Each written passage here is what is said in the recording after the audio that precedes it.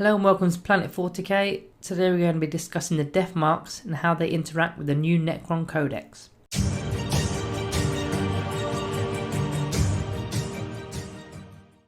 So the Deathmarks come in units between 5 and 10 models. They're an elite option within the new Codex and cost 4 power for 5 models and 8 power for units between 6 and 10 models. If you're playing points, as most of you are, these are 18 points per Deathmark model, so a full squad of these will set you back 180 points. So in terms of their datasheet stats, they are as follows: movement 5 inch, weapon skill 3+, ballistic skill 2+, strength 4, toughness 5, wounds 1, attacks 1, leadership 10 and a 3+ save. So they've had a real gem of a perk with the new Codex being ballistic skill 2 now rather than what they used to be, which was ballistic skill 3. And also they've now gained an extra bit of toughness. They're now toughness 5, not 4. So it's going to really aid in their survivability. As for abilities, they've got the basic Necron abilities of reanimation protocols and command protocols. They've also got dimensional translocation, which is the ability to deep strike. So nice and simple there. Moving into their weapon, this weapon's called the Synaptic Disintegrator. They've got a 36 inch range, heavy 1, strength 5, -2 AP and single damage weapon. And each time you select a target for this weapon, you can ignore the Lookout Sir rule. And each time an attack is made with this weapon, an unmodified wound roll of 6 inflicts 1 mortal wound in addition to the normal damage. So this weapon's dramatically being upgraded since the last Codex. The range is the first upgrade, which is a huge benefit, as they previously would have had to get really close to an opponent's deployment zone, then they just get shot or tagged in combat. Now they can do damage from afar. It's strength 5, which is also great as you're wounding most standard infantry on a 3+. Then the -2 AP is fantastic, as even marines are brought down to a 5+ save. The damage is what it is, but unmodified 6s to wound are mortal wounds on top, so this does make up for that. Some people may not be so happy with the fact that it's now a heavy weapon, so any movement or deep striking will give you a -1 to hit. But remember guys, these Deathmarks used to be ballistic skill 3 anyway, so even if you do move, it's just going back to what it used to be. So in terms of maths for you, a 10-man unit firing all 10 shots at ballistic skill 2 should on average result in about 8 or 9 hits. Against toughness 3 or 4, you should be getting between 5 and 6 wounds, and this doesn't include the mortal wounds on top, which will probably be about 1 or 2 on average. Against toughness 5, it's more like 4 wounds, and again you might get a single mortal wound off there. None of this takes into consideration what save and throw your enemy unit has, so that's going to obviously vary from game to game. If you are going to be targeting a character model, as you've got the ignore the Lookout Sir rule, then you need to bear in mind that it's quite likely that they're going to have an invuln save, so that -AP won't have too much effect. Unless it's a smaller character unit without that sort of invuln save. If so, then they are your prime target for Deathmarks. So in terms of synergy with the Codex itself, let's firstly begin with the Dynasty codes. The obvious one here is the Shooty Mefrit code, which grants an additional 3 inch range to your ranged weapons, giving you a total range of 39 inch. It also grants an additional armor penetration of -1 if you shoot within half range. So in this case 19 inches would be making it a -3 AP weapon, which is pretty nice.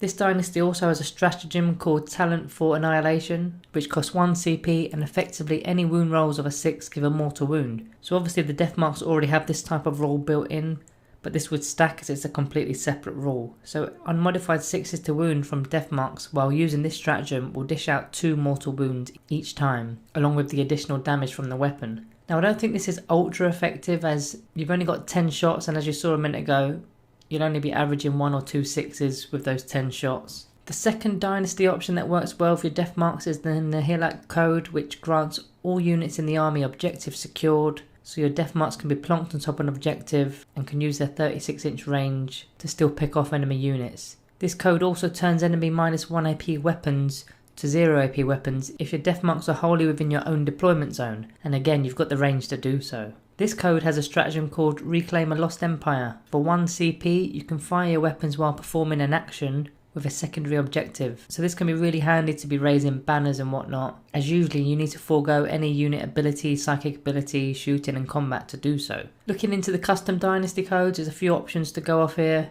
Firstly, from the dynastic traditions, you've got the Eternal Conquerors, which is like the Hilac code, it grants you objective secured. Immovable Phalanx can be used on a unit that doesn't move, such as Deathmarks, and if you don't move you'll be gaining +1 to your armor save, giving them a 2+ save. Similarly, unyielding can assist with your resiliency as this code grants a 6+ invuln save. With this or the previous code, it pairs nicely with your stock ability of reanimation protocols, making your unit pretty hard to shift. From the circumstances of Awakening list, healthy paranoia is always good for ranged units. This code grants an additional 3-inch range to your weapons just like the Method Dynasty code does. Then as always, Relentlessly Expansionist, which gives the entire army 6-inch movement after deployment but before turn 1. This isn't really needed so much for the range of the weapon but more to get into cover or get closer to an objective and whatnot. Okay, so moving on to a few generic stratagems that can work well here. There's one that's pretty much built for Deathmarks, which is called Etheric Interception. Done in your opponent's reinforcement step of their movement phase,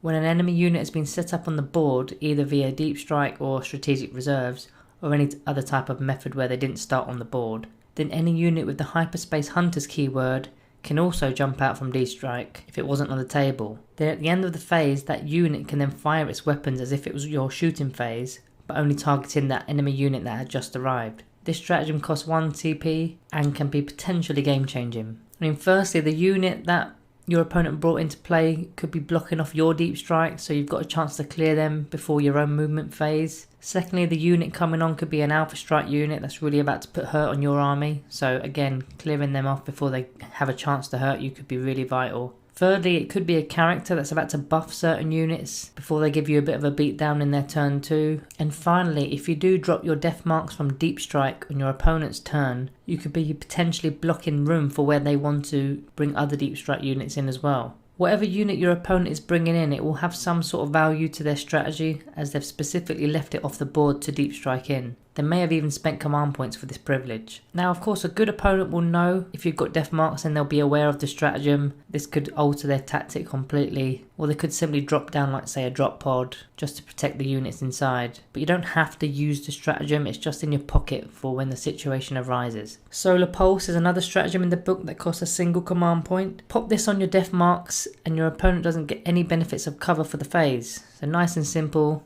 Just a nice little buff there for you. Overall, I believe the Deathmarks to be a really strong unit for this edition. Their gun and stats have definitely improved a lot, and there's now a lot more flexibility due to the range of the weapon being 36 inch. Reanimation protocols works very well with single wound models, so they're not going to be too easy to shift. There's also a lot of resilience buffs that can improve them as well with Dynasty codes. I think you'll see a lot of these in 9th edition. In fact, most Necron players will field a unit of these, I think. As for the rating, I'll be giving the Deathmarks a Planet 40k rating of 3.5 out of 5. Even though they're toughness 5, they're still only single wounded models, and it is only strength 5, it's not like a massive overpowered weapon or anything. So yeah, 3.5 I'll be going with. Let me know if you agree with this rating. I feel that this unit can go either way depending on your personal opinion, so let me know anyway. Smash a thumbs up on the video if you want to see more of this content, and remember to subscribe below not to miss out on any future videos. Thanks for watching, and I will see you in the next one.